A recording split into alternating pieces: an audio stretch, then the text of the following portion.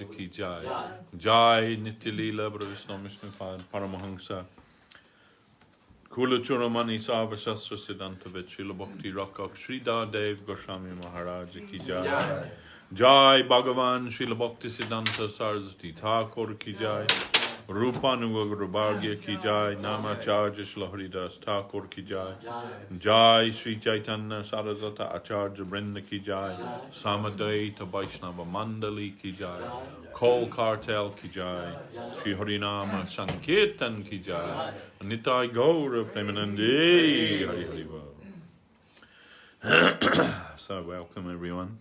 Our Sunday afternoon talk, broadcasting live from there, East London branch of Sri Chaitanya Saraswat Math, 466 Green Street, for the pleasure of their lordship Sri Sri Guru Gauranga Radha Sham Sundar Giridhariju and the Vaishnavas, Srila Gurudev, Srila Guru Maharaj, all the Acharya Brinda of our mission and Sampradaya. As previously, we are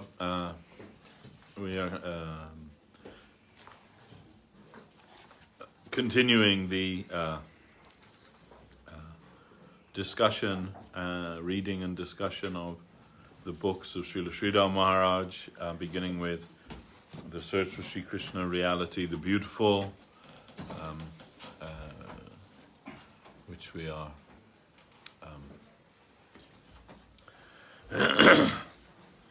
going through week by week. So last week levels of God realization we discussed. Guru Maharaj discussed in brief Sanatana Goswami's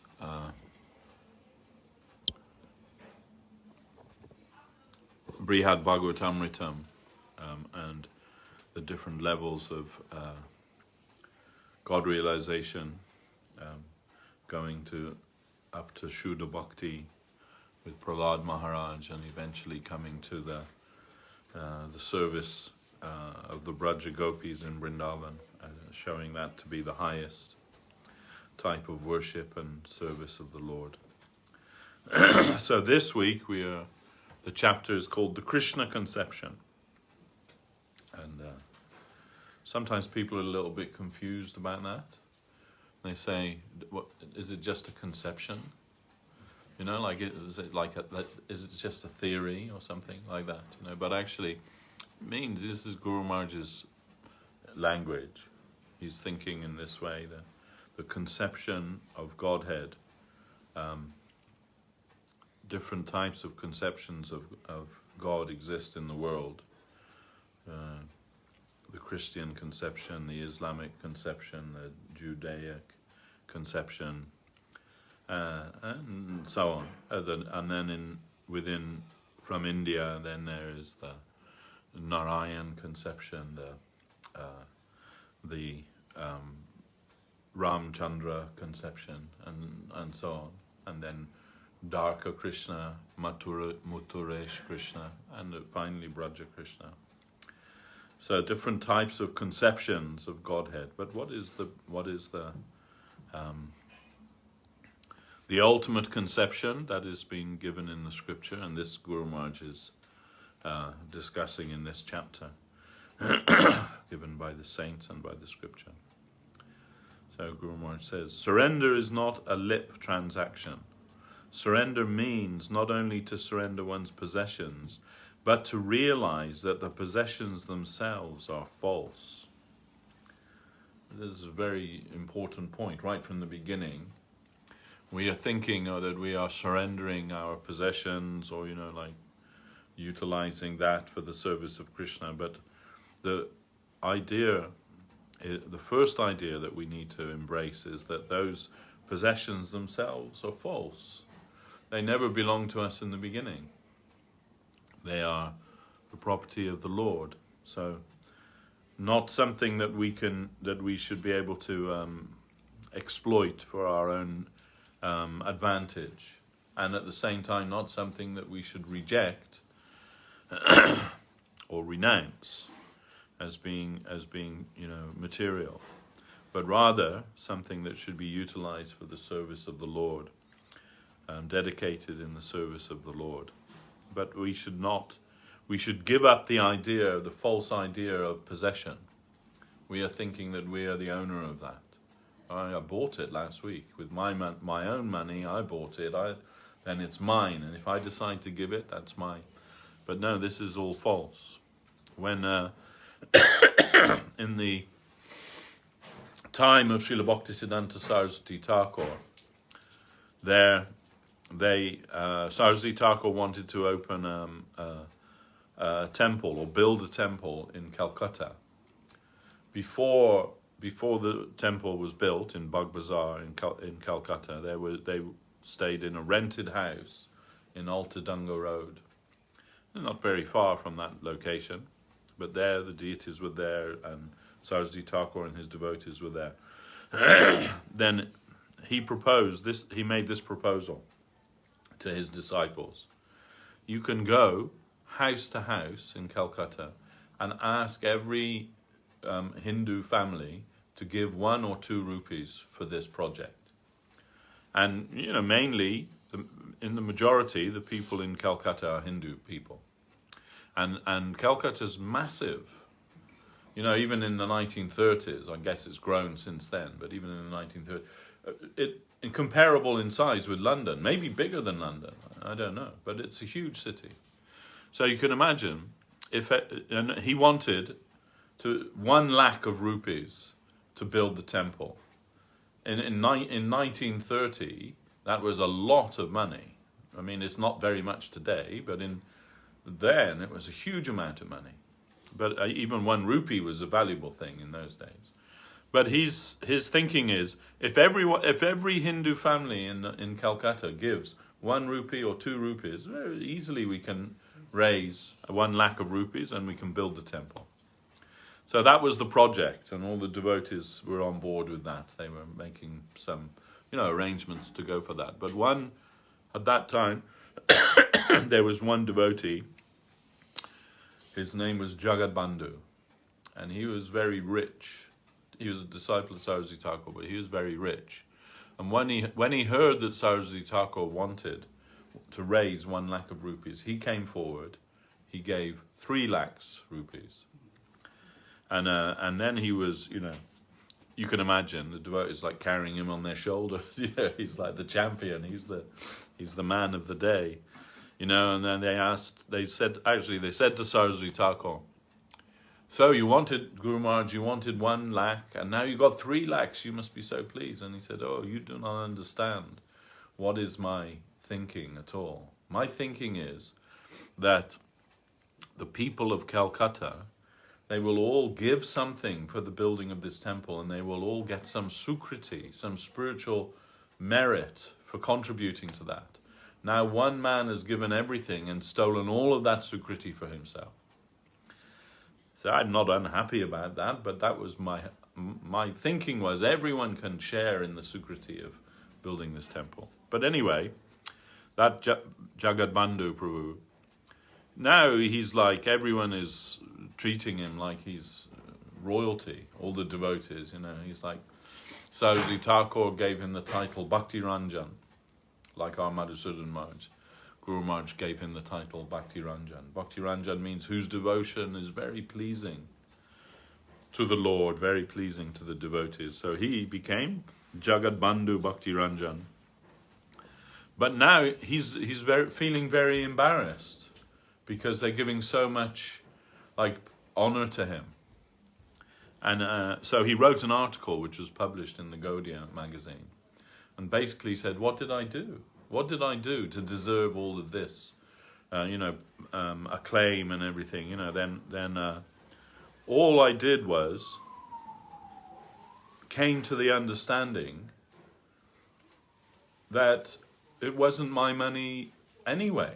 It was Krishna's money. It was Gurudev's money, and I just gave it into the right place. Then it's no glory to me. I just did what was the right thing to do. Leave it alone. Basically, he's saying. So This is the proper idea. Not that we are thinking that I'm giving something to help the temple, that they're benefiting from me, from what I do, from what I give, all of this. Our our god brother, now departed a few years ago, Judamanyu Seva Vikram. Judamanyu Prabhu, his name, and Guru Maharaj gave him the title Seva Vikram. It means like valiant servitor. And Judamanyu Prabhu was very good at raising funds. So one day he came to Guru Maharaj and gave him like a large amount of money, maybe $100,000 or something like that, gave to Guru Maharaj. Guru Maharaj could see maybe some pride there, for giving so much, contributing so much. So then we were sitting, and Guru Maharaj said, once, he said, a king came to Vrindavan, very wealthy king, he came to Vrindavan, and there he saw Rupa and Sanatan. They're worshipping their deity in a tree. They're keeping their deity like in the branches of a tree, and they're doing their worship there every day. Then that king thought, oh, these are great sadhus, and they're worshipping their Lord in a tree. Then I have wealth. I can build a temple for them, for their deity can live in the temple. That will be much better. And this way I can help those sadhus. Guru Maharaj said, as he was thinking that way, it began to rain. And it's raining on Rupa and Sanatan. But as the king looked closer, he could see that rain wasn't water, but it was rubies and diamonds and emeralds and all kinds of precious gems that were showering down on those devotees. And then he realized, oh, I am so foolish. I'm thinking that I am wealthy and I can give some help to these sadhus, but actually who they are worshipping, that is Lakshmipati. Then what do I have in comparison with him? If he wants to give them wealth, he can give them unlimited wealth. So this is more like what Guru Maharaj is saying here. We're to realize the possessions themselves are false. We are not the owners of those things, and those things themselves, they are only temporary things. So, I am not a master of anything. I am not even a master of myself. Surrender means to give everything to the Guru and rid oneself of the unholy connection of so many possessions, so that they may not disturb us by always suggesting, you are my master, and in this way misleading us. We should think everything belongs to the Lord and his delegation, the Guru. I am not the master of anything. That sort of knowledge we should imbibe, and that will be helpful to our real spiritual progress. This is reality. We have to realize that fact. We want the truth, and we want to free ourselves from false notions. So, proper diksha, spiritual initiation, imparts the divine knowledge that nothing belongs to us. Not only that, but everything belongs to God, including ourselves. That is the conception of diksha. I belong to him. Everything belongs to him. I am his servant, and these are the objects of his service.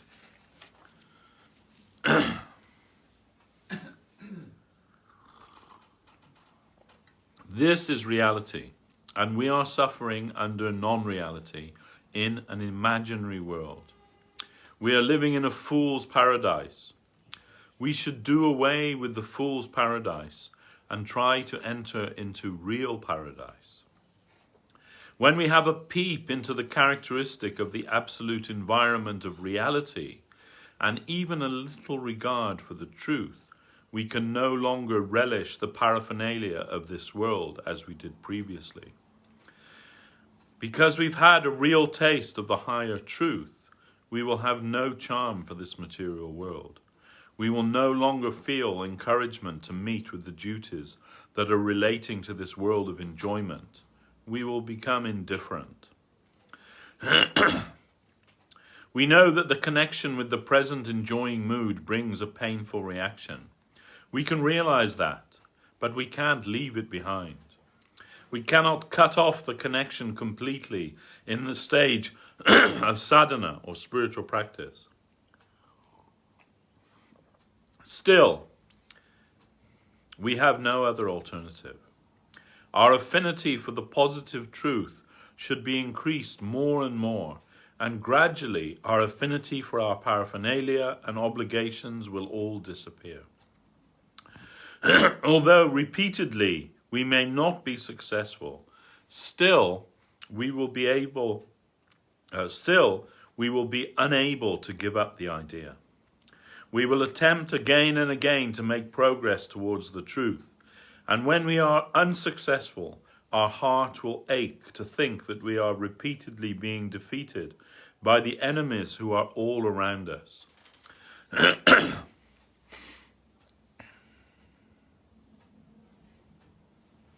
Sorry, someone's saying they can't hear any sound. Be there.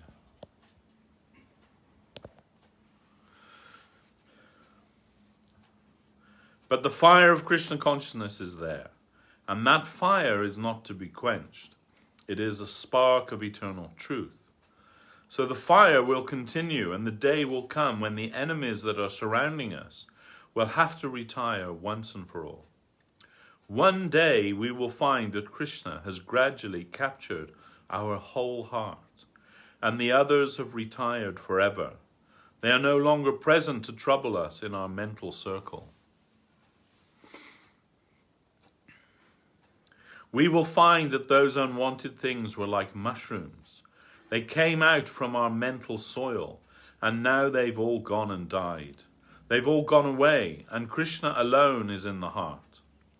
At that time, the heart is only full of Krishna, full of the Krishna conception. Srila Bhaktisiddhanta Saraswati Thakur once instructed a disciple at the time of initiation into the Hare Krishna mantra that Krishna should be allowed to land in our hearts, just as an army is landed by the navy.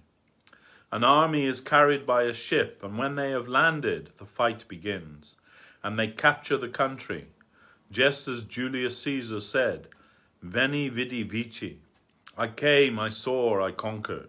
So we have to allow Krishna to land in our hearts, then the fight will begin. And what is the proposal of Krishna consciousness? And what is the proposal of so many other conceptions? They are all giving us their assurances from time immemorial, saying, I shall give you this, I shall give you that. But the Krishna conception will enter and say, my claim is this. The whole thing is mine, and you are all trespassers. The fight will begin. The unwanted things are sure to withdraw, and Krishna consciousness will capture the whole heart. This is the process. Krishna consciousness is only to land within our heart. Somehow or other, from a pure devotee, a bit of real Krishna consciousness should enter through our ears into our hearts. And Krishna will supply whatever is required. One who is imbibed even a slight regard for Krishna consciousness is assured of success in spiritual life, today or tomorrow. We may have erected high walls on all sides to protect ourselves, so that Krishna consciousness may not enter. But Krishna is a thief, and a thief requires no invitation. No preparation is necessary for his welcome. He will enter for his own interest, and that is our consolation. Our solace is that Krishna is a thief. Maya has erected her high walls on all sides, but nothing is sufficient to stop Krishna consciousness. Krishna is a thief, and stealthily he will enter one day.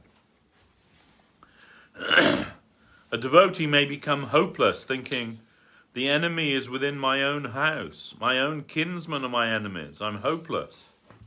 We may become disappointed, but Krishna consciousness will not leave us in any way. Krishna will persevere. And in due course of time he will conquer. And other things, no matter how closely related they may be, in private and well-protected rooms in our hearts, they will have to go. They must take leave from every corner of our hearts. Krishna will conquer. Krishna will capture the whole thing. The unwanted lusty desires of our heart are foreign things. They are only mushrooms. Like mushrooms they come out. They have no permanent stability or root. They are not rooted to the soil. We may think that what we have stored in our hearts is very near and dear, and that is already mixed with us as a part of our existence. But when Krishna consciousness enters, that will all float like mushrooms.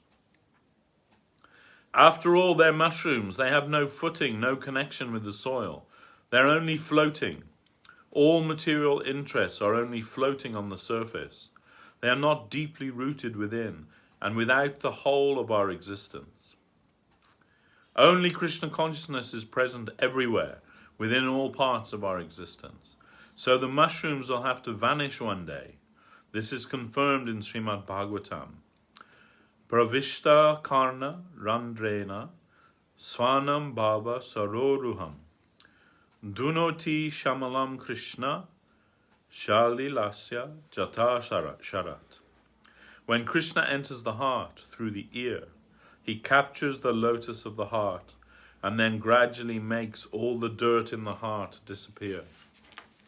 Just as when the autumn season comes, all the water everywhere becomes pure, so also when Krishna enters our hearts, all the impurities within will gradually vanish, and only Krishna will remain forever.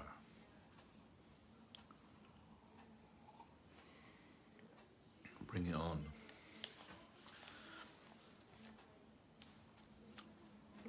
When I was a kid, the priest at our church, he used to say, in the Sunday school, he used to say, "Oh Lord, make me a saint, but not today." We're all thinking in that way to some degree. Yes, I want pure Krishna consciousness, but what about all the other stuff? I'm not ready to leave all of that yet. And even when we are ready to leave, it's not always ready to leave us.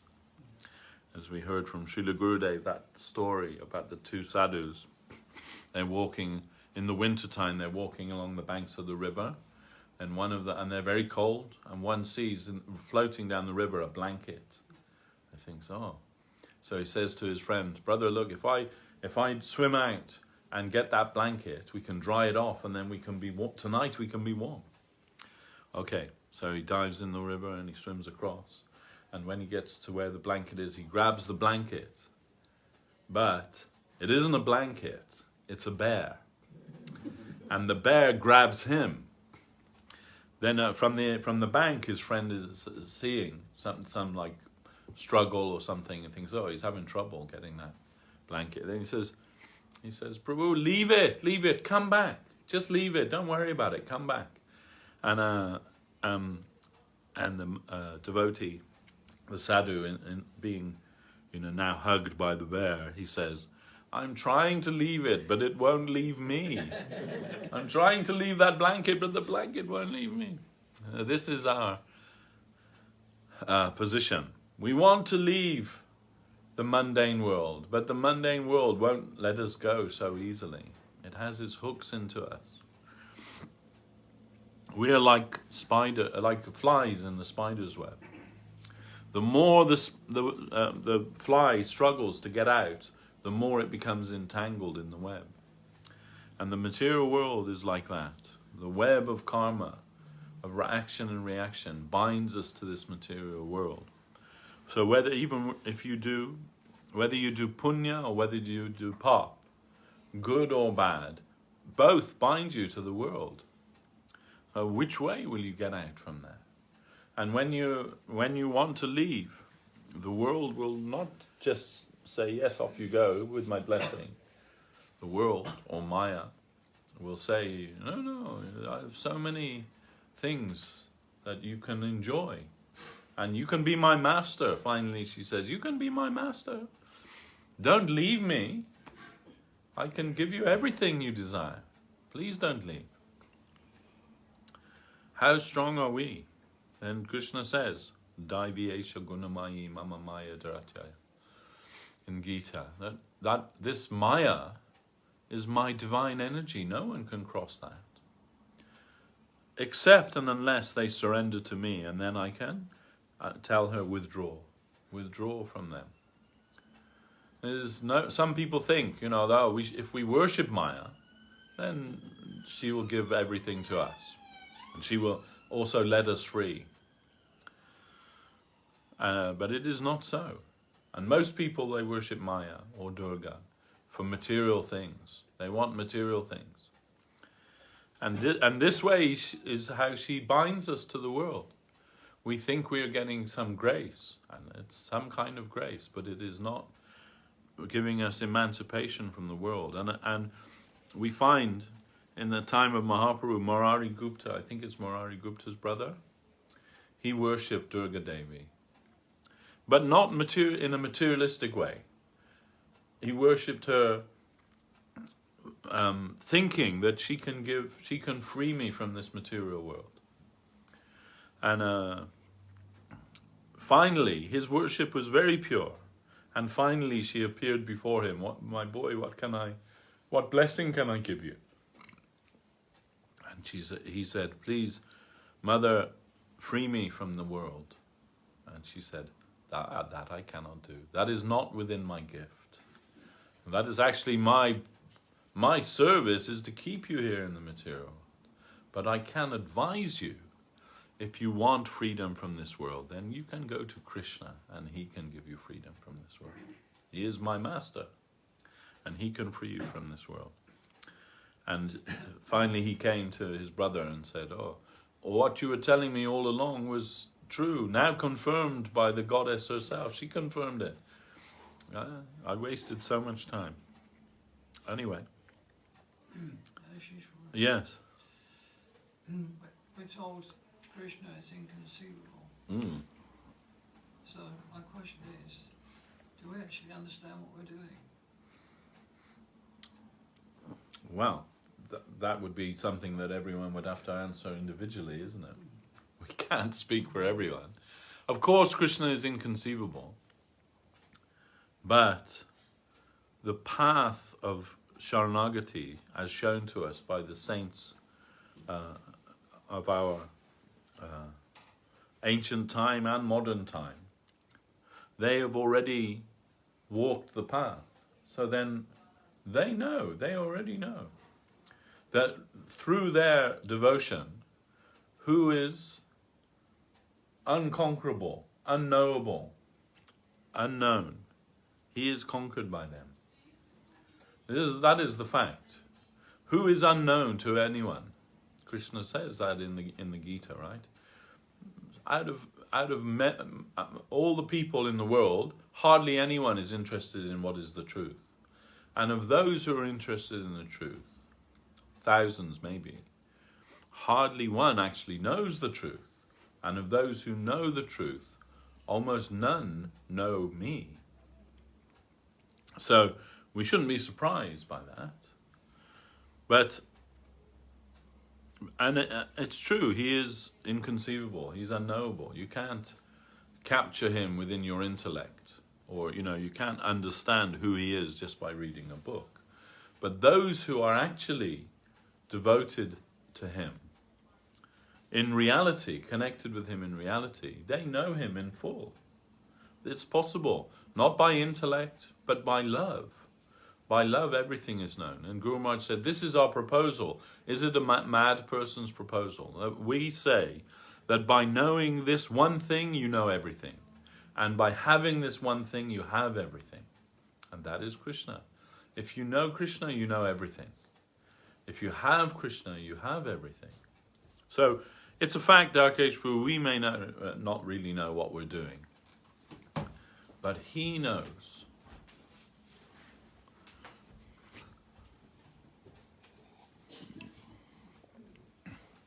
And they know. The real devotees of the Lord, they know. It's not that they, have a strong belief in God or something like that. They know God. It's beyond like whether you believe or don't believe.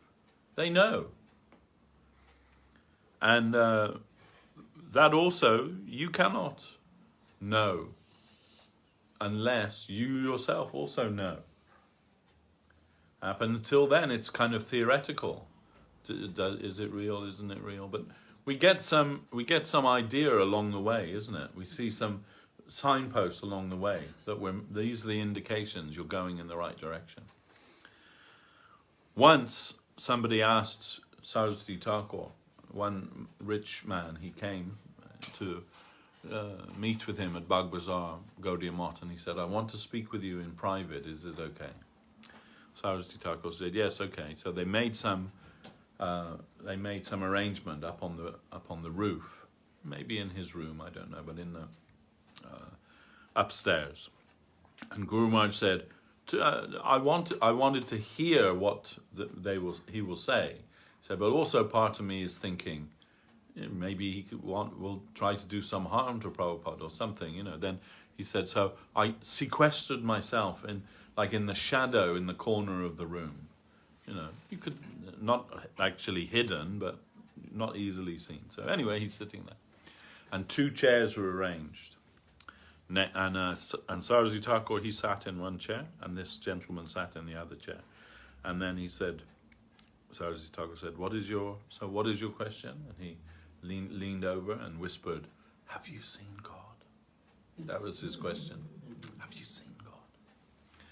And Saraswati Thakur said, "If I say I have seen God, or I have not seen God, how is that helpful to you?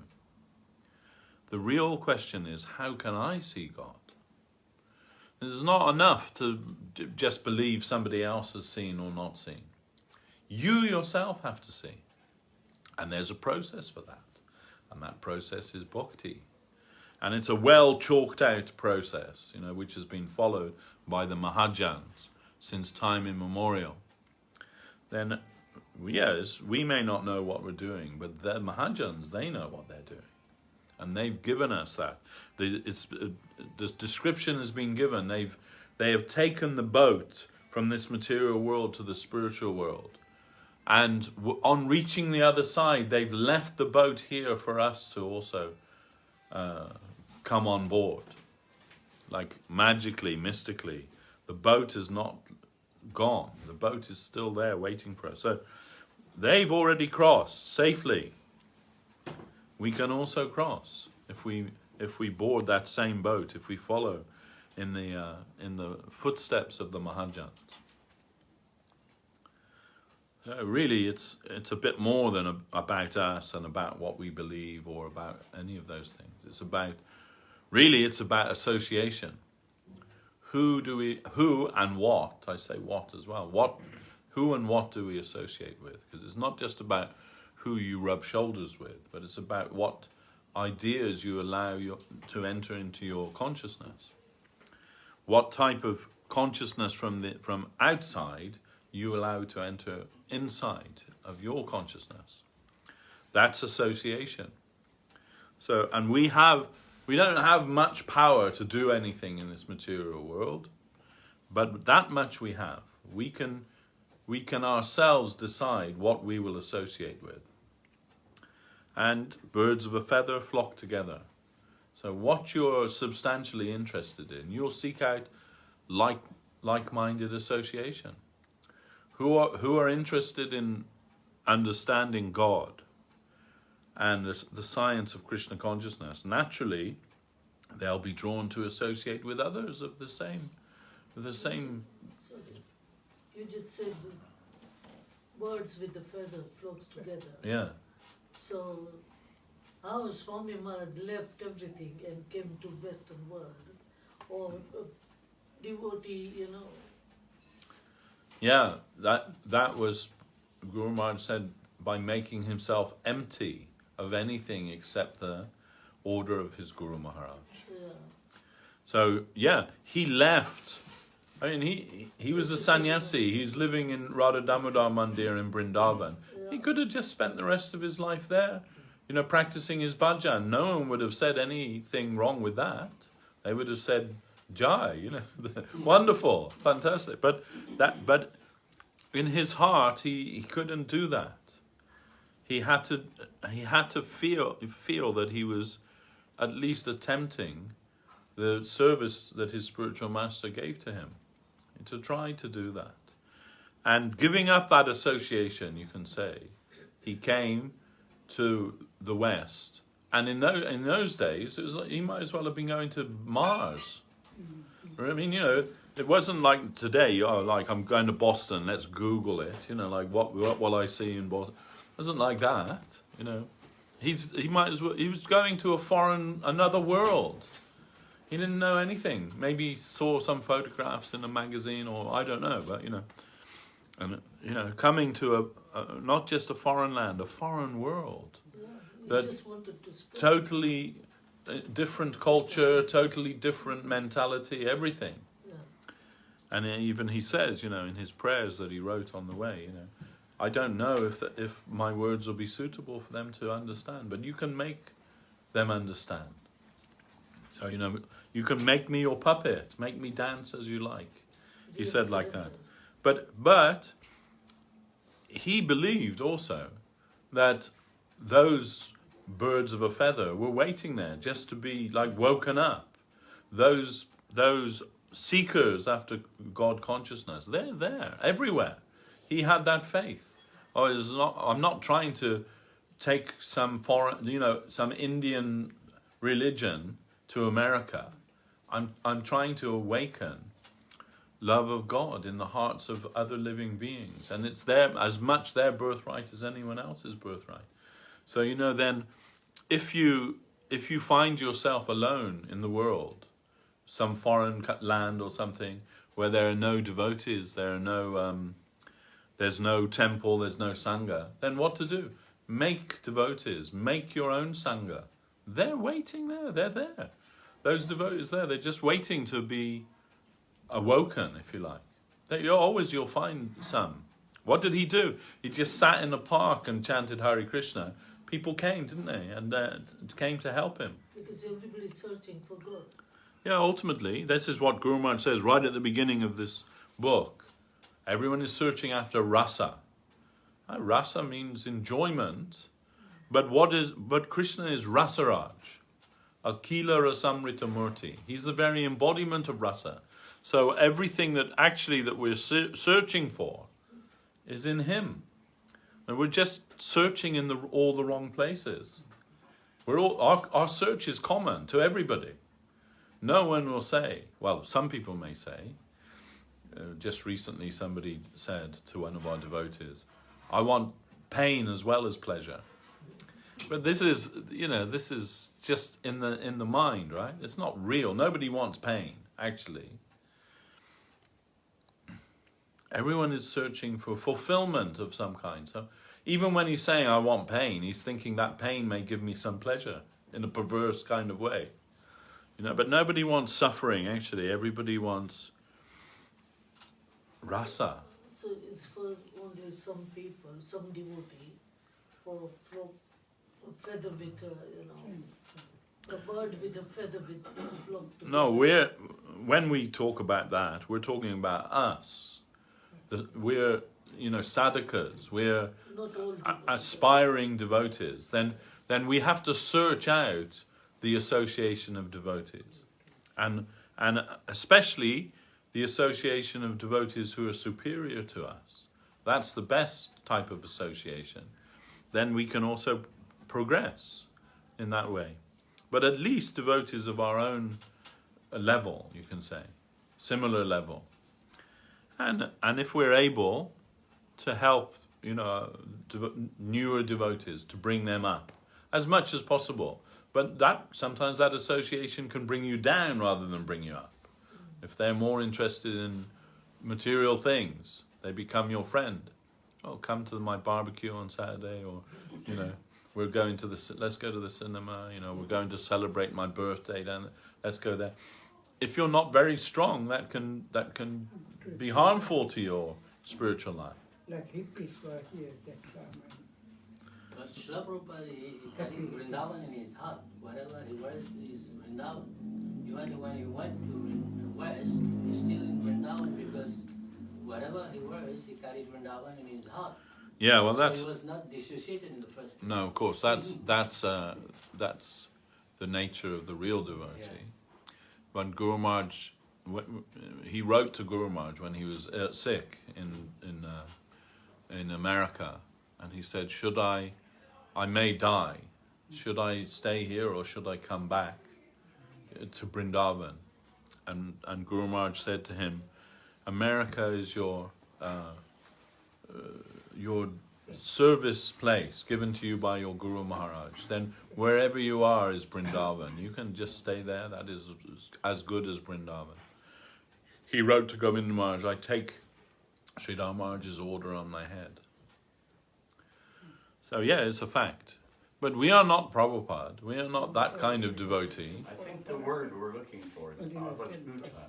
Yeah, Avadhuta, yes. Chaitanya Maharaj said to me once, he said, if you want to know the understanding of the mentality of an avadhuta, he says, if you went to the forest and there was nobody there, you were completely by yourself, would you feel alone? If the answer is no, then you're an avadhuta. Yeah. If you feel that Krishna, you know what I mean? And when you're completely without any other association, Right. still you have the association. You feel that with Krishna, association, of course. then that person is an avadhuta. Yeah. When Srila Prabhupada came to Boston, right, he stayed with the Agarwal family, and he wrote to Guru Maharaj. It's like he's sending reports to Guru Maharaj through Govinda Maharaj.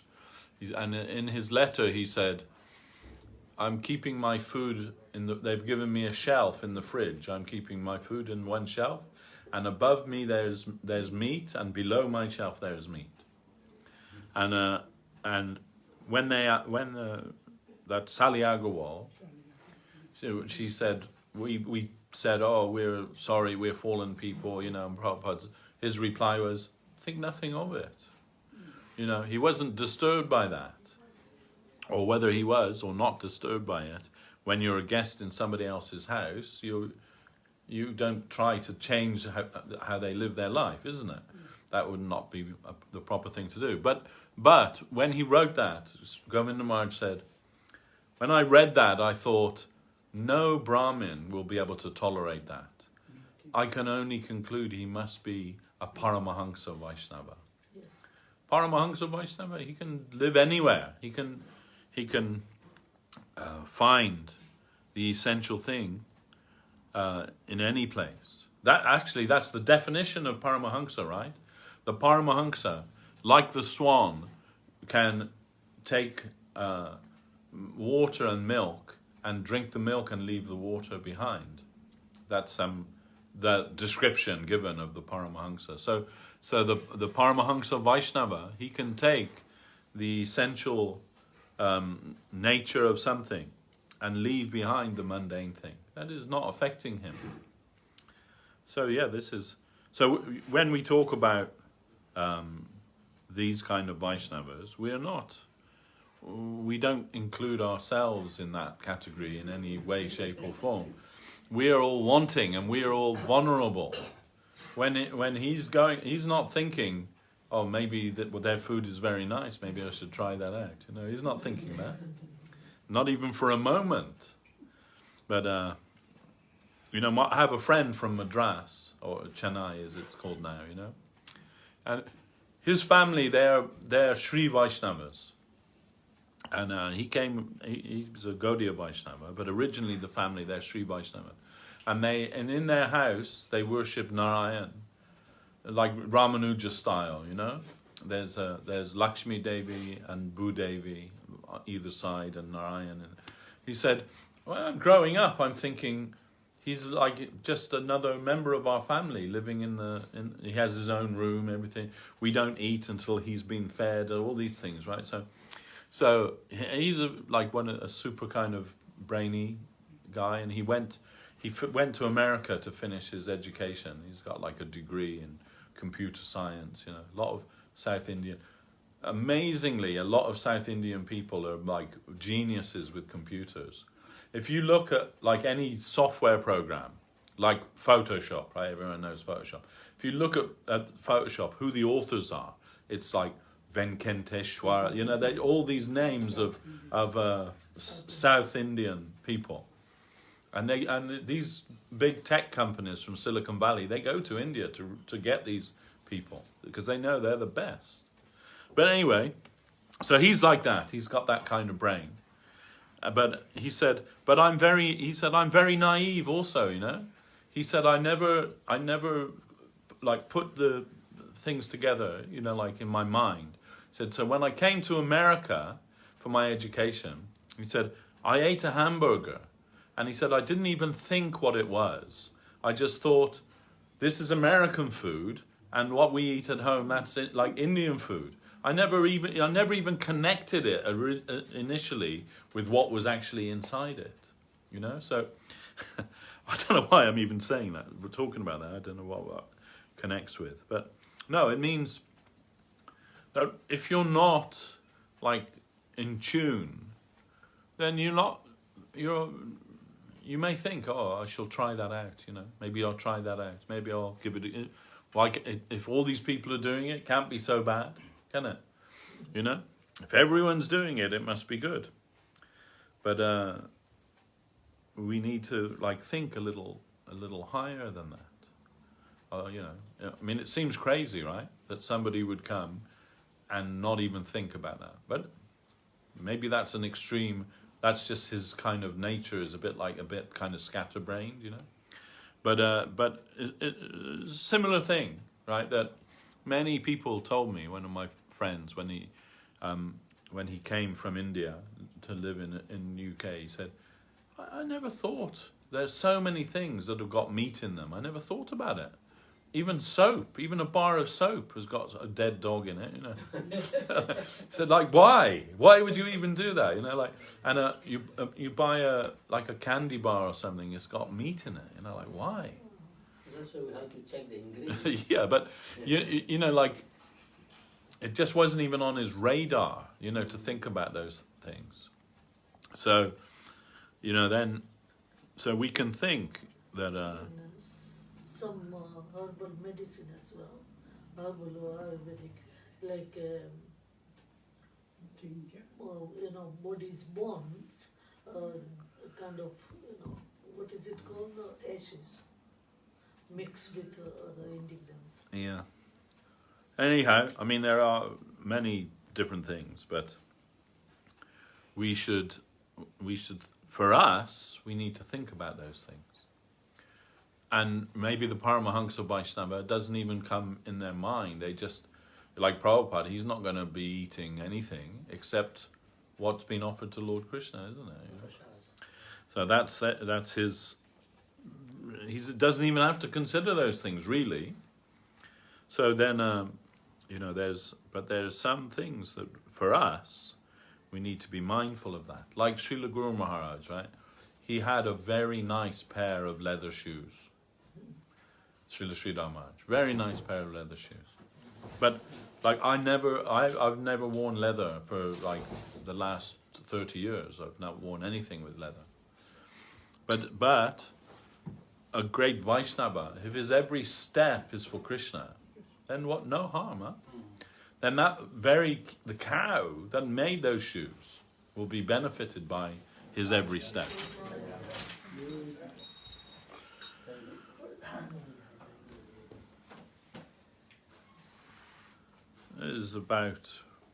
It's all about consciousness, right? It's all about consciousness.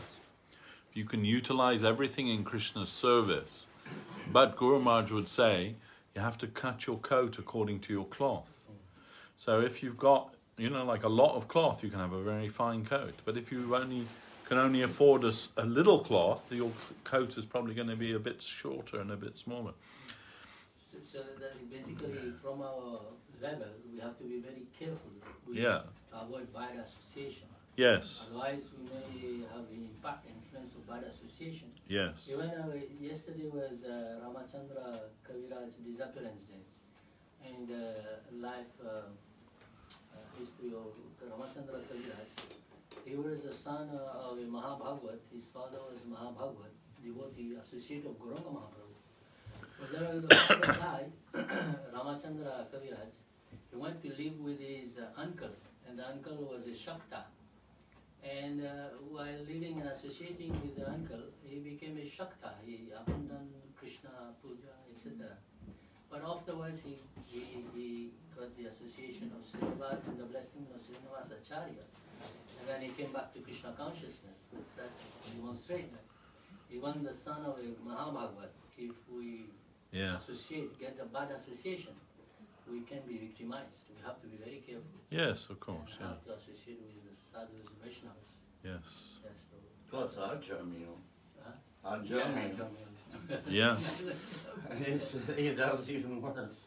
So many examples actually there. And you know, when Srila Govinda Maharaj was a young man, he lived for a long time with Prabhupada, Swami Maharaj, in Sitakanta Banerjee Lane. And because there, in that house, Prabhupada had a three-story house. And the ground floor he lived with his family. And the top floor was his laboratory, because he was a chemist, as you know. And the middle floor was empty. And he gave the middle floor to Srila Sridhar Maharaj to make a Calcutta branch of Chaitanya Saraswat Math. So sometimes Guru Maharaj would stay there. But often Srila Govinda Maharaj stayed there. His name was Gorendu Brahmachari then. And Srila Guru Maharaj arranged a Sanskrit teacher for him in Calcutta. So for learning Sanskrit, he stayed with Prabhupada there. And Guru Maharaj said, oh, he is writing a commentary on Bhagavad Gita. You can learn Bhagavad Gita from him.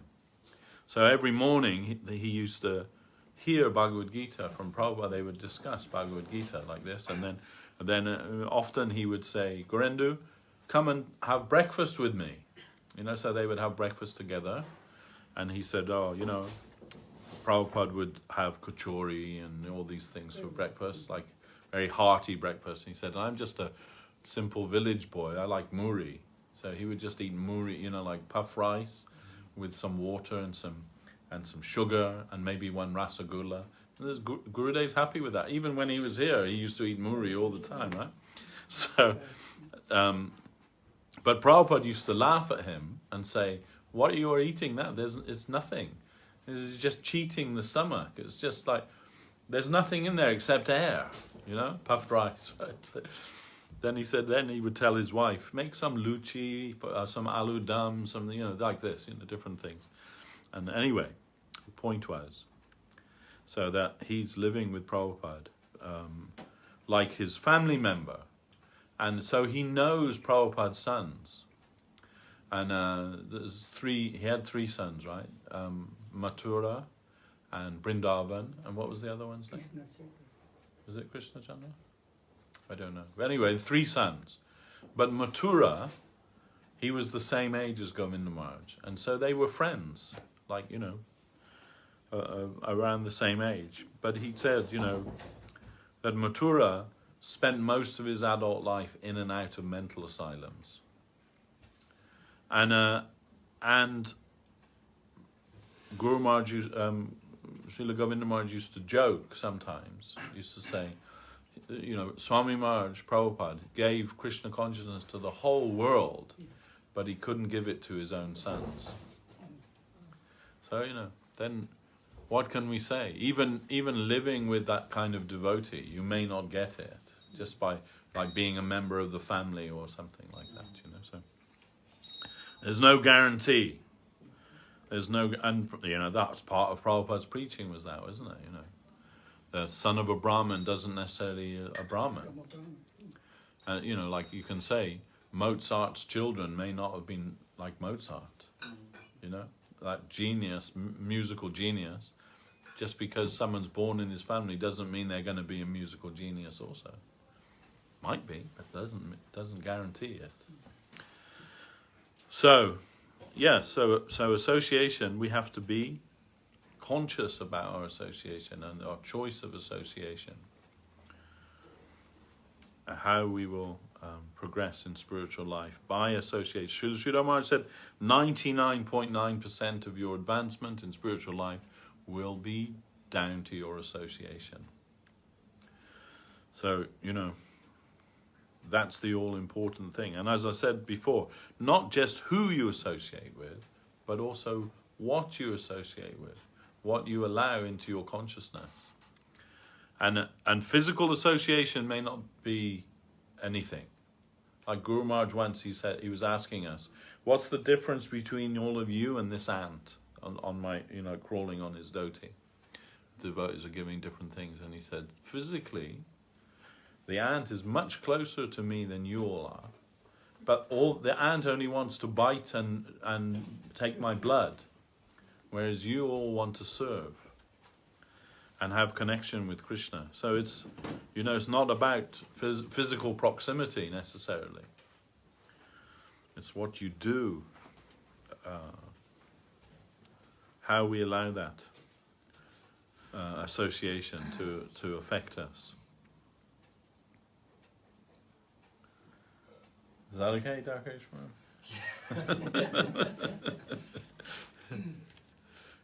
So.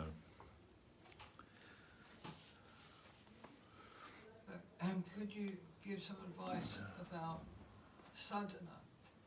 Because sometimes I find that you may want to do something, you're trying to continue your spiritual life in some way, but because you're pushing against your limits, then sometimes you get what I call a backlash. And instead of wanting to do spiritual life, well, you just think, I just want to go and do something unspiritual, shall we say. Okay. So, is there some kind of guideline for how you should undertake your sadhana? Yeah. Well, again, that's about association. You can. Guru Maharaj would say to us, your japa is feeble. He said when you're chanting your rounds every day, when you go to check where where is your mind, are you concentrating? He said you will find that you're marketing elsewhere. That was Guru Maharaj's expression. So sometimes devotees think like, now I'll chant now. Now's my time to think about things. Do you know what I mean? I can chant and think about anything. So my mind's going everywhere. So sadhana actually means to bring the mind back to the job in hand, so to say. But it's not easy to do that because the mind has a tendency to go anywhere and everywhere all of the time. So that's why Guru Maharaj said your japa is feeble. But he also said Mahaprabhu isn't the Messiah of japa, he's the Messiah of Sankirtan. So this also means chanting in the association of other Vaishnavas. So that is more the congregational chanting of the Lord in Kirtan. Sankirtan is more than the chanting of one's japa. But also japa doesn't mean that we're told to listen to the mantra. But it's not by hearing our own sound that we will become liberated. It's what informs our chanting. What's in the background of that? So that means the conception that we've got from our Gurudev, that necessarily has to be there. Also, many different people have different conceptions about chanting Hare Krishna. You see that, we are chanting, they are chanting, everyone chanting. But what is the conception? Like Guru Maharaj said, right, when Mahatma Gandhi was murdered, he said Haram, Haram when he was shot, called the name of Ram. But what is that? What type of name of Ram is he calling? What is the depth of that? There's not just the sound. The sound, it's what's behind the sound. Otherwise, what Guru Maharaj said, you can just be firing blanks. If there's nothing in the bullet, it's not going to help, So the conception is the all-important thing. What's the conception behind that? And who's carrying that conception? It's like saying, "Oh God, if you stub your toe." Or Yeah, exactly, something. right, exactly. It doesn't mean you're thinking of God. Yeah, at absolutely. all. It's simply an empty expression. Exactly. Explanation. So sadhana means to act with the conception that we've been given by our Guru Bhagya, by the Mahajans. All of these things is necessary to understand that. Of course, there may be some benefit just from the sound, because it's connected with the Supreme Lord. But, just as Prabhu mentioned about Ajamil, so Ajamil, he wasn't calling the Lord Narayan when he called. He was calling his son, who he saw playing in the other room. So Ajamil. But Narayan heard that call. And why? Because Guru Maharaj said, because that name of Narayan, although he was thinking about his son, connected with his previous Sukriti, and that brought the attention of the Lord, the actual Lord Narayan, to him. So Sukriti is more important than just the physical sound. And from his culture, from his past, from everything, he is some Sukriti was there, past Sukriti was there, connected with that Sukriti, that connected him with the actual Lord Narayan. So that's an important thing. It's not, yes, you should hear the names of the Lord when you chant, but it's not your own sound that's going to give you the result. It's what's behind that. And that also means from whom you have got that sound. You know? When our sometimes this point's a little controversial, but when I was just after I was first initiated, my godbrother, his name was Lalita Charan. Later he became a sannyasi, but at this time Lalita Charan, and he's preaching in South Africa with Udamanyu Prabhu, but he's native of South Africa. Lalita Charan, he's like black African. I think maybe mixed race actually. He was very fair skinned. But anyway, he's living in not Johannesburg or nor Cape Town, but I think Pietermaritzburg, is that one? Anyway, they're having some program there with Pandal program and many Indian people coming, and like a lot of people interested in Krishna consciousness. So he came. And he became initiated about just after I was initiated, and so he's returning to South Africa. So before he goes, he goes down to the market, and he buys a big sack of japamala, and he brings that back with him. He's going to take that to South Africa, and when he came in through the gate, he's got like a massive big sack of japamala. Then he comes through the gate, and Hari Charan Prabhu, one of Guru Maharaj's senior disciples, he said, "Oh, what are you doing with that?" And he said, "Oh, I'm taking it for my preaching in South Africa." "Oh, does Guru Maharaj know?" Hari Charan Prabhu says, "Does Guru Maharaj know?" He says, No, I haven't mentioned it to Guru Maharaj. Anyway, somehow it came to the attention of Guru Maharaj, and Guru Maharaj called Lalita Charan Prabhu up to him, and he said, "Oh, I heard you bought like a sack of japamala." He said, "Yeah." He said, "Well, so what are you going to do with that?" He said, "I'm taking it back with me to South Africa, because many of the people there, they want to chant. So we're giving the japamala to them like that, Then Guru Maharaj said, "We do not do that."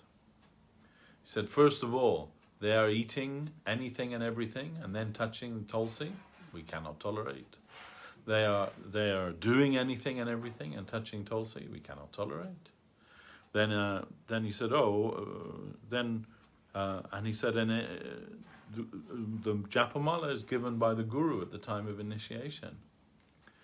And said, then what should they do? They want to chant. What should they do? What shall I do? Shall I teach them to offer their food? What shall I? And Guru Maharaj said, that's just general. The most important thing is to get them to read the books so that they understand why they should chant Hare Krishna. And then when they have sufficient knowledge and sufficient sukriti, they'll come forward and they can be given the Japamala by a guru. And they can chant properly. And then he said, he also came in from ISKCON, and he said, there you have to chant like 16 rounds every day for like 6 months or a year before you're even considered for initiation. And Guru Maharaj was a little surprised, and he said, so for 6 months they're imitating. And because unless the mantra is given by a Vaishnava, it's just a sound. You have to be given the mantra by a proper Vaishnava. And of course devotees will say, it says, the Maha Mantra doesn't wait for initiation, and you can find something in the scripture. But these are exceptions. They're not the rule. Maha Mantra is free, can do anything. It doesn't require initiation. But the standard method is the mantra is given to the Shishya through initiation. And otherwise, what's the difference? They're chanting, you're chanting, he's chanting, her chanting. What's the difference? The mantra must come from Goloka Vrindavan in disciplic succession. Must come through a proper spiritual master who's properly connected with his spiritual master, and so on, all the way up to Krishna. Then it's the Maha Mantra proper. That's the proper way, And Srila Gurudev and Srila Guru Maharaj, they would, when they were giving initiation, they would say, my Guru Maharaj instructed me to give this mantra to who are sincere seekers. I consider you a sincere seeker, so I am giving to you. This is the proper method for distributing that. Having said that, people who are not initiated chanting on, we don't tell them they shouldn't do that. They can do whatever they want to do. That's their business. But in our line, the mantra is given, the mala is given at the time of initiation. Who wants to do? And it's better if for those who want to chant, who aren't initiated, who want to chant on mala, better to chant not on Tulsi mala. Just some ordinary wooden bead or something is better. The Gurudev used to say, my Guru has given it, Yes. I'm giving it to you. And Gurudev used to, after a couple of minutes, they're telling me what to do. Well, that's another thing. And here we are, the next chapter, which I think we can just read. This is called the Hare Krishna Mantra. So this is actually taken from a talk of Srila Sridhar Maharaj when he was giving Harinam to some new disciples. So, yes, Prabhu, yeah. Srila Sridhar Maharaj mentioned the mushrooms that doesn't have any Yes. real root. So why is it so difficult for us to give up mental mushrooms if it has no deep? Because we like mushrooms. Is it That- lack of sincerity or?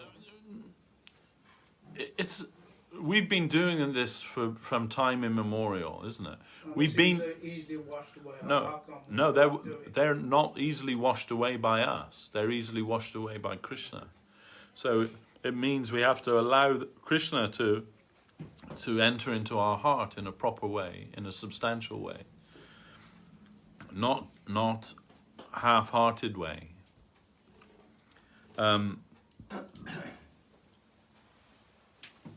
Is that we are attached. The main thing is, that we can say because we're material world addicts. That's what it boils down to. And it, just like, if you're an alcoholic and you go to Alcoholics Anonymous, they have that process, don't they? You start, hi, my name's Jim, I'm an alcoholic, it's been so many days since my last drink. That's what they say, right? So, and they have like that, 10-step program, I don't know what it is exactly, but they have some program for that. But the first thing is admitting, I'm Jim and I'm an alcoholic. So in a similar way, we can say, hi everyone, my name's Devashis, I'm a material world addict. I'm addicted to the material world. I still think that there's something in this material world which is going to give me satisfaction. I can't leave it. And even though I understand that that's not true, I'm addicted. I'm addicted. Like an alcoholic, even though they may have gone 5 years and not had a drink, they won't tell you I'm cured now. They'll tell you I'm an alcoholic, and I'll always be an alcoholic, and I have to very carefully avoid the temptation of having a drink. I'm sober now, but I'm not cured. So we can say that by practicing Krishna consciousness, we're sober now, but we're not cured of our addiction. That addiction still remains with us, right up until, Srila Sridhar Maharaj says, right up until the point of Vastu Siddhi. Vastu Siddhi means when you actually attain your spiritual identity. Before that is, what's it called? Before Vastu Siddhi?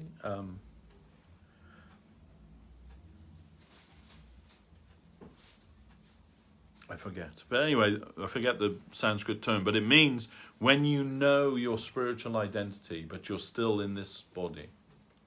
Swarupa Siddhi. Swarup Siddhi, yeah. So that's even, Guru Maharaj says, even at the point of Swarup Siddhi, there's the possibility of falling down again into the material world.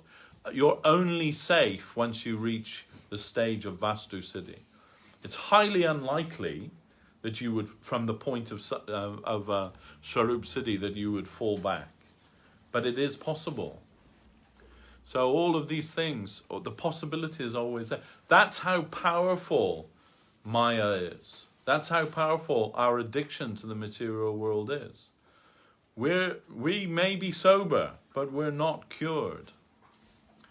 And so at every step there's danger in this material world. We should never rest on our laurels thinking that now I'm safe. I've been practicing for 40 years, chanting so many rounds every day. Now I'm safe. Foolish to think like that. Really, it's foolish to think like that. So they may be mushroom. What Guru Maharaj is saying is that they don't have any connection with your soul. Sometimes we hear that, right? People say, "Oh, it's just who I am. I can't change." But that's not true. That's not true. Because that's not who you are. You're not that. You just think you're that. But at the same time, Saraswat Thakur said, when somebody over the age of 45, it's very difficult to change somebody's mentality. That once the impressions of your life, like after 45, they're more or less fixed there. Saraswat Thakur says, so then if you can get people when they're young, it's good. When their consciousness is a little bit more open, they're a bit more malleable, a bit more open to the truth. By 45, we think we know everything. Generally, in a general sense. There are obviously exceptions to that. But Maya is very powerful. And we are very weak. And that's what it says in the Bible, right? The spirit is willing, but the flesh is weak. And that's the fact. Only Krishna's mercy saves us. Only Krishna's mercy can save us. It's a fact. So that is our consolation, because we're not dealing with an impersonal absolute. We're dealing with the person, most loving person, the most sympathetic, the most merciful, the most wonderful person is Krishna. And he's our Lord who we're dealing with. And he's looking out for our best prospect. Think about this, right? That There's not even one iota of malice in his nature towards any of his jiva souls that he's created. He doesn't want to do harm to anybody.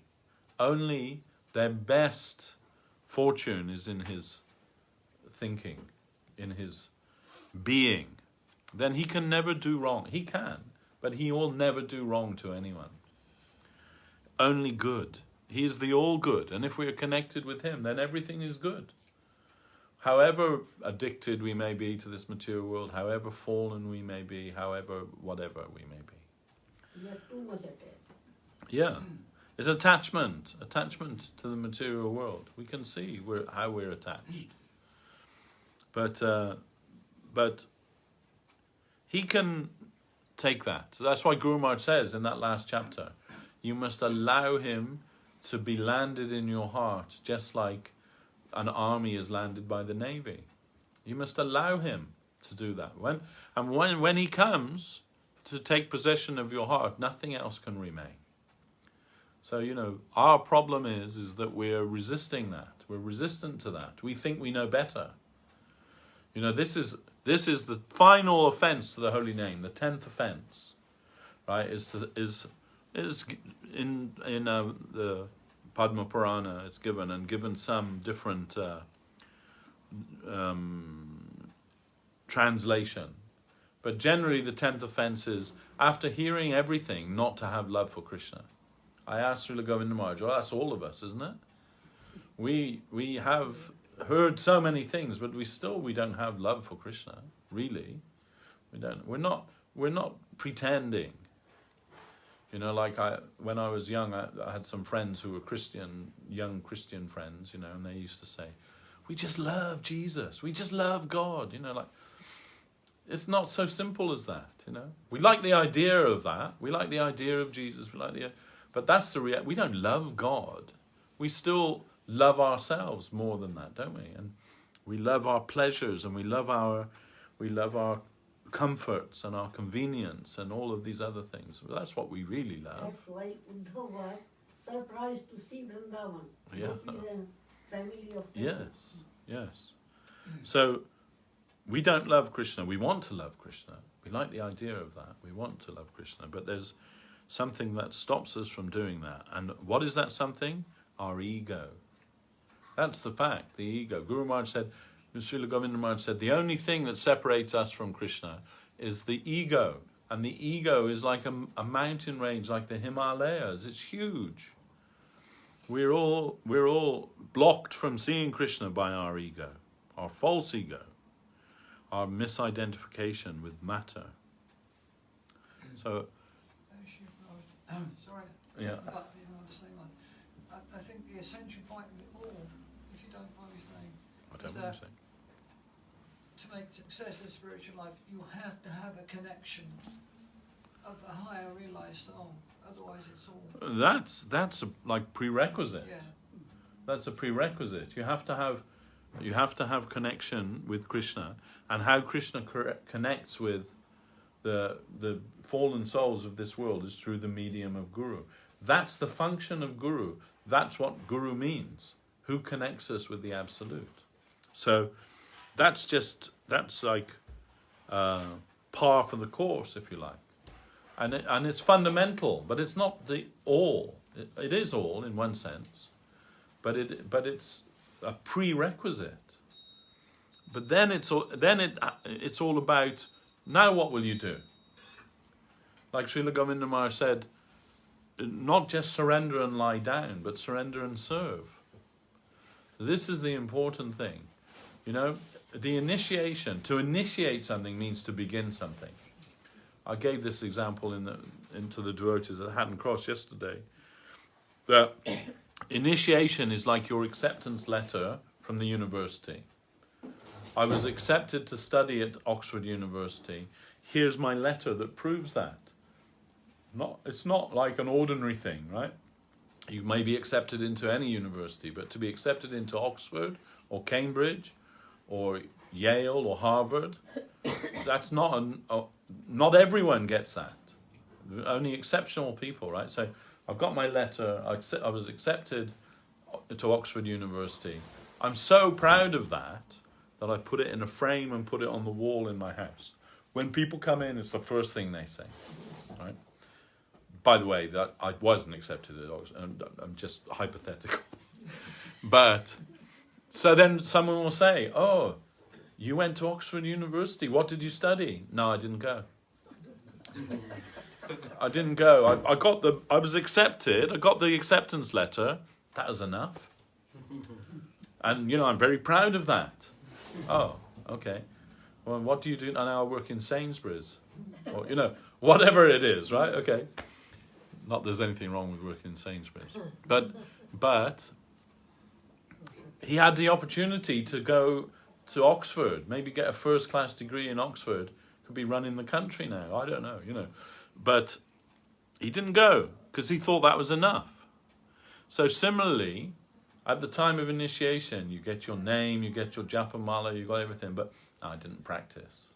I didn't actually do anything after that, Yeah, everybody knows me as such and such Das, and I've got my japamala. There they are on the shelf, gathering dust.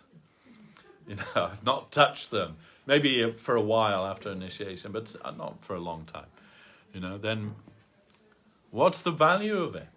Really, what's the value of your acceptance letter from Oxford University if you didn't take advantage and go and study there? So the initiation is your acceptance to study in the school of Vedavyas. And your classmates are Shukadev Goswami. Your classmates are Brahma and Shiva. These are your classmates. And why do we say that? Why do we know that? Because our godbrother, Haricharan Prabhu, when he joined the mission of Guru Maharaj's mission, he was studying for MA. But he left that and came to Guru Maharaj. And then later on he said to Govinda Maharaj, he said, "I think I shall return and finish my MA. And then everyone will, when I go for preaching, I can put out, Haricharan MA, and people will take me seriously." Then, he's a man with a degree. He's an educated man. Then Srila Govinda Maharaj said, "Maybe you should talk to Guru Maharaj about this, And then, so that's what he did. He and Govinda Maharaj, they went to Guru Maharaj, and Guru Maharaj said, he said, "Oh, this is my idea. If I go back and finish my degree, and then, when I'm preaching, it'll be more effective. People will take me more seriously, etc." And Guru Maharaj said, "Why do you want to go to this mundane university when you're already enrolled in the university of Vedavyas, and your classmates are Shukadev, your classmates are Brahma, your classmates are Shiva? Don't you realize where you are and what you're studying?" So, that's the problem. We don't realize what our fortune is. And we're thinking that something else is required. But nothing else is required, actually. Then we need to take our spiritual life seriously. And then we may be able to get some success. Finally get some success. If we take it seriously. Anything that you want to accomplish in this world requires sacrifice, isn't it? How much sacrifice, how many years of your life do you have to sacrifice if you want to be a doctor? How many years of sacrifice to be a lawyer? Or, things that people consider, and especially, if you don't mind me saying, Indian people, these are the professions that they want their kids to have, to be lawyers and doctors, and, they want them to have that. And they go to the university and, what is it? 5 years, and then how many years in the hospital doing as an intern, and all the things that they do, right? Because they consider that's worthwhile. That sacrifice will be worthwhile in the long term. But should we think that Krishna consciousness requires less than that? That it doesn't require any sacrifice, any commitment, any giving of ourselves, of our life to that? No. Huh? University you need a loan. Yeah. And no loan necessary for Krishna consciousness. Only faith and sincerity. If we are sincere about that. So anyhow, that we have to think. And I know, the time is going, but I do want to read this chapter because it's a very nice chapter. So if you'll indulge me. It's called the Hare Krishna Mantra, and it is Srila Sridhar Maharaj's taken from his talk that he gave to some devotees at the time of their initiation. So Guru Maharaj says, telling them, before chanting the holy name of Krishna, we must first chant the Panchatapa Mantra, Sri Krishna Chaitanya Prabhu Nityananda, Sri Advaita Gadadhar Srivas Adi Gaura Bhakta Brinda. The Panchatattva, or the 5 features of the Absolute Truth, came to give the Hare Krishna Mahamantra to the fallen devotees of this age. So they are the general representation of Guru for us. They help us to enter into the domain of Krishna and also the plane of Sri Chaitanya Mahaprabhu. After chanting the Panchatattva Mantra, we should count on the beads of the Japamala and chant the Mahamantra. Hare Krishna, Krishna Krishna, Hare Hare, Hare Rama, Rama Rama, Hare Hare. While counting beads and chanting the holy name, the beads should be placed inside a cloth bag, and the index finger, which is generally considered inauspicious, should not touch the beads, but should remain outside the bag. Generally, we use the thumb and middle finger to count. One should chant 16 rounds as recommended by Bhaktivedanta Swami Maharaj. But if there is any emergency, he must chant at least 4 rounds. The mala should not be kept fasting. In the process of counting, we begin from the bigger bead and go towards the smaller, and again return in the same line. The giant bead in the center is called Mount Sumeru. We must not cross over that. This Harinam Mahamantra is found in the Upanishads as well as in the Agni Purana and the Brahmanda Purana. In the Kalishantarana Upanishad, it is recommended as the highest mantra, and scholars have mentioned this mantra as a means of address only. No appeal should be attached to that. This Hare Krishna Mahamantra is the Juga Dharma Nam, or the process of God realization, especially meant for the present age, Kali Yuga. We find the Mahamantra mentioned everywhere in the Puranas. This mantra can be chanted silently, mentally, and aloud. It has been given to us by Mahaprabhu as the general recommendation for the fallen souls. He has given it for all, whether they are qualified or unqualified. The only condition for receiving it is Shraddha, faith. It is mentioned in the Padma Purana that there are 10 kinds of offences we must try to avoid in the chanting of the Hare Krishna Mahamantra.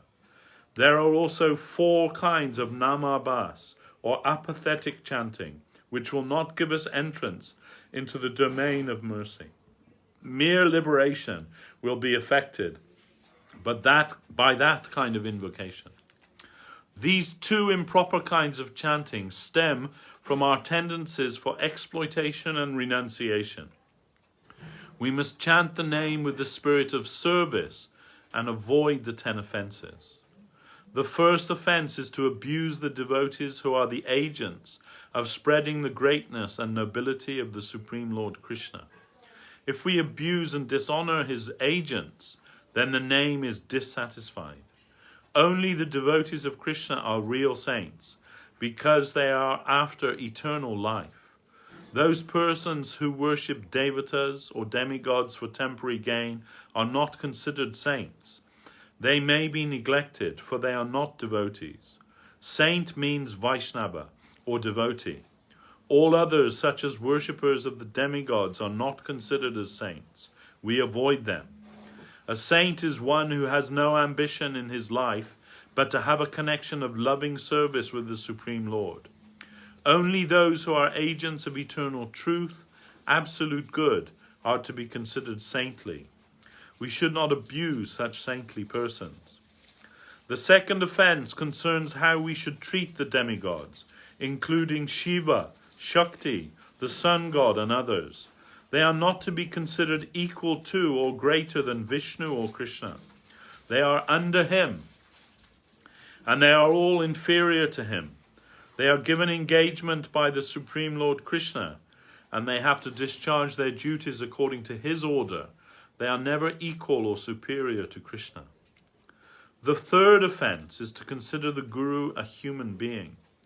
Although so many human symptoms may be found in him, still, according to our sincerity to meet the Godhead, the Lord descends and represents himself in the Guru to satisfy our hunger for the truth. We must see him as the agent of the Lord. It has been advised to us in a general way not to think of the Guru as a mortal being, because if our attempt to attain the Absolute is sincere, then he will also come to us to deliver us. God is omniscient, so through a particular agent who acts as his representative, he comes here to accept us and take us up to the higher plane. We are ordered by the advice of the scriptures to see the Guru as the representative of the Absolute, because none can give us Krishna but Krishna himself.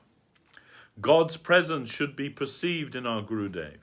We should see that God has come to give himself to us. Generally, we find mortal signs in the body of the spiritual master, but we must transcend that. The Ganges water may be filthy in external appearance, but still the dirty Ganges water can purify us by its touch. To our material senses, the deity seems to be wood, stone, or earth, but that is our polluted vision. Krishna is there, and sometimes he is seen to walk and talk with devotees of a higher order. We must not think that he is made of material stuff. When we go and stand before the deity, we should not think that we can see him, but that rather he is seeing us. He is in the subjective plane, and I am his object. He is mercifully seeing us to purify us. In this way our vision must be adjusted. Krishna was killed by a hunter. The atheist will interpret that it was an ordinary incident, but it is not so. Sita was stolen by Ravan. This is all external, all illusory. The real truth is above, in the transcendental realm. So we are requested by the expert transcendentalists and by the Shastra to see that our Gurudev is above these mortal signs. Krishna says, Acharya mam vijanayam navamanyeta karhichit namarcha buddhya suyeta sarva deva mayo guru. I myself am the Acharya. Do not think that the Guru is an ordinary man. I myself reside within the heart of Gurudev with all my parts and parcels for the benefit of the disciple. The fourth offense is Shastra Ninda, blaspheming the Shastra or the scriptures. Of course, this means those scriptures which are concerned with praising the greatness and nobility of Krishna, not others. We must not abuse those scriptures that instruct us about God and his devotees and teach us the eternal good. The fifth offense is to interpret the holy name of Krishna with the help of the dictionary and grammar, to find diverse meanings in the words of the name. The sound is transcendental. The dictionary, grammar, and any other books of mundane knowledge cannot limit or qualify the holy name. Above the material sound of the name is the transcendental sound within, Shabda Brahma. The name itself is the Supreme Person, incarnate by his own free will. He is inseparable from his name and fully present in his sound form. The Vaikuntha Shabda, transcendental sound, is different from the mundane sound that can be produced by the tongue and lips. In homeopathic medicine, all the globules are apparently the same, but the potency within is all important. It's something like that. The ordinary sound of the name and the sound vibrated by a pure devotee come from different planes. The difference is in the potency within. The holy name descends from the spiritual world and comes to express itself by dancing on the tongue. The transcendental sound of the holy name is inseparably connected with the person whom it represents. The sixth offense is to consider the glories of the holy name of Krishna to be a concoction. The seventh offense is to sin on the strength of the holy name. The scriptures declare that one name is sufficient to clear all the sins one can commit. So if we go on indulging, committing many sins with the idea that we will chant one name to cleanse the sin, it will be an offense to the name and not the name proper. We cannot try to utilize him for our service. He is above all this Maya.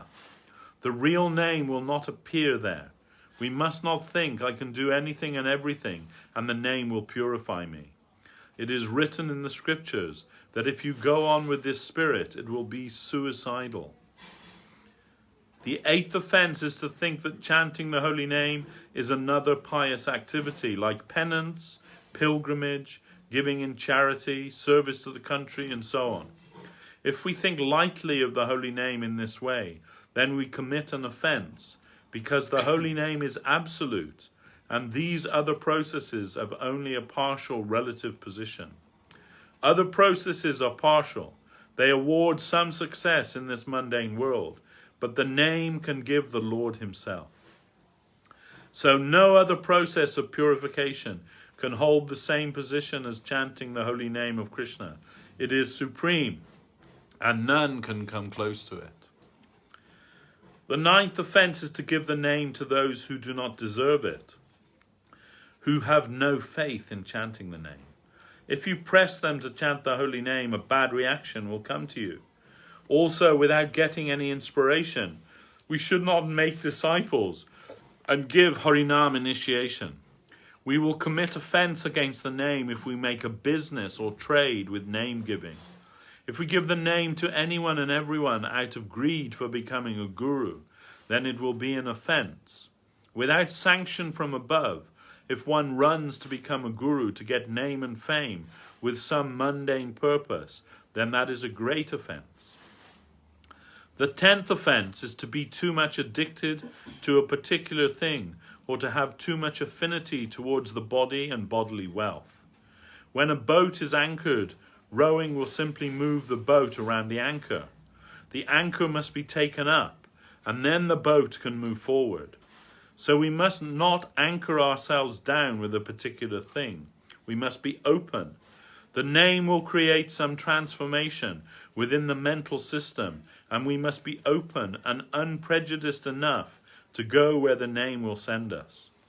If we carefully try to avoid that transformation and stick to our present life, that is an offense against the name, to invite him and then ignore him.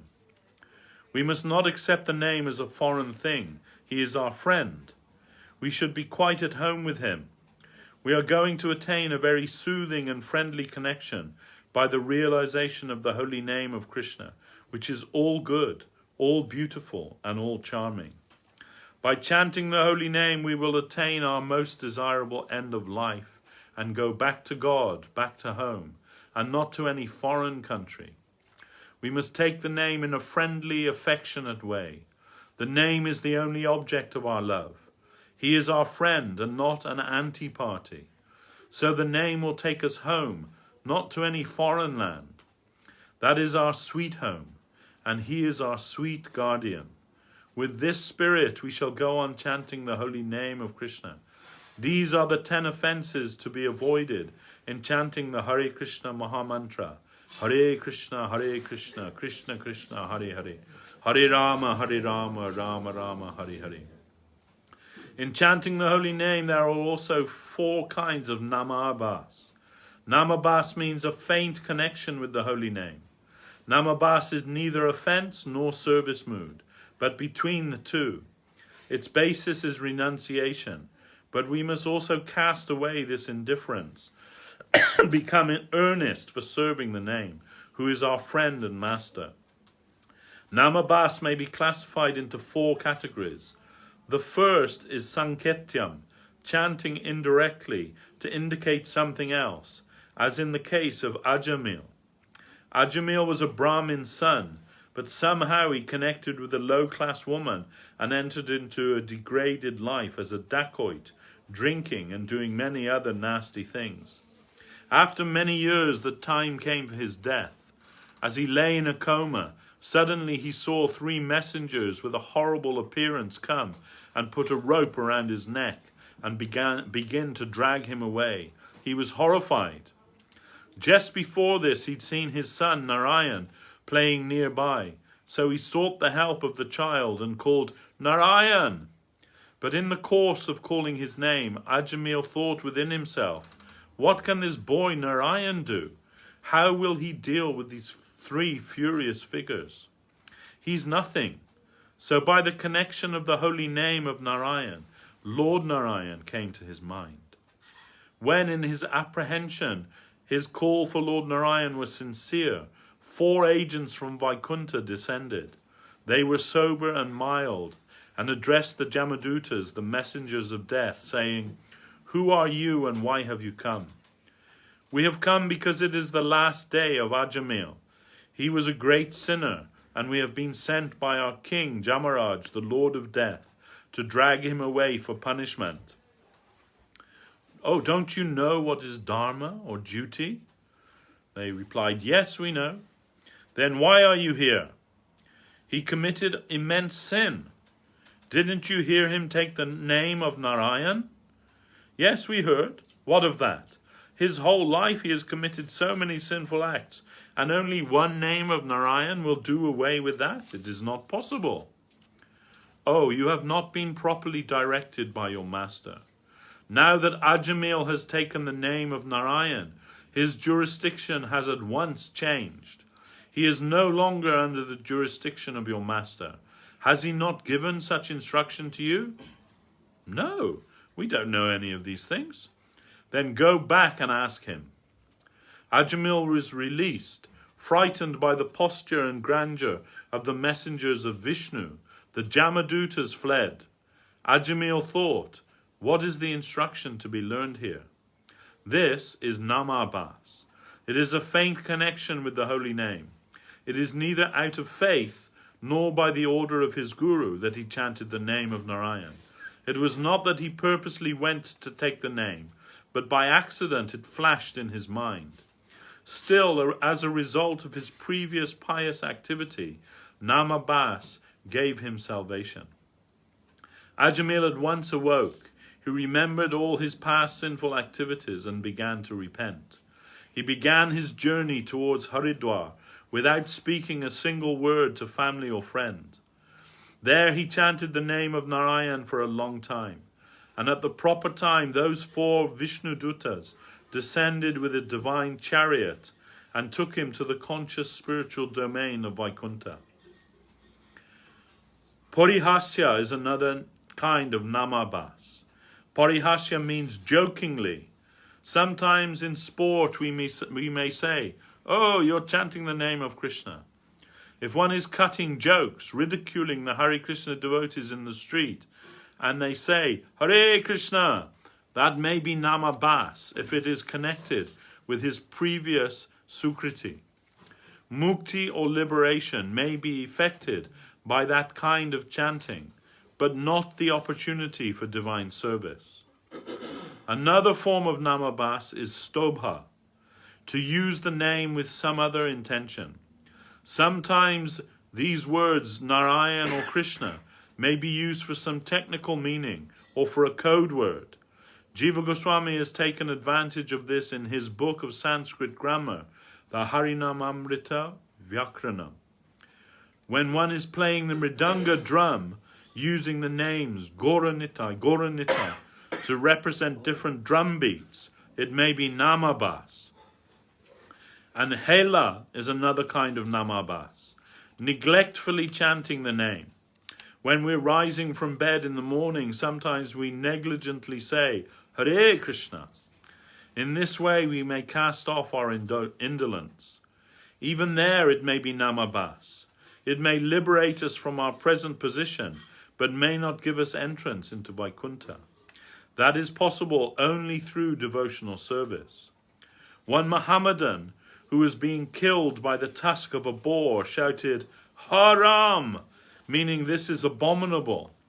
But because of his previous sukriti or pious credit, it became Namabas, and he achieved liberation by chanting the name of Lord Ram.